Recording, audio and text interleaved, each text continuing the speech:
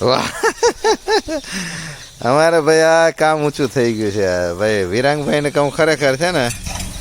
અમારા જો આ સવદાસભાઈ ને હસમુખભાઈ ને આખું છે ને હવે આ જુગલ અમારી ત્રિપુટી થઈ ગઈ એમ છે આપણે શું વાવવાનું છે એક ડુંગળી પછી મરચી રીંગણા અને ફ્લાવર ફૂલેવાળા સરસ વેરી ગુડ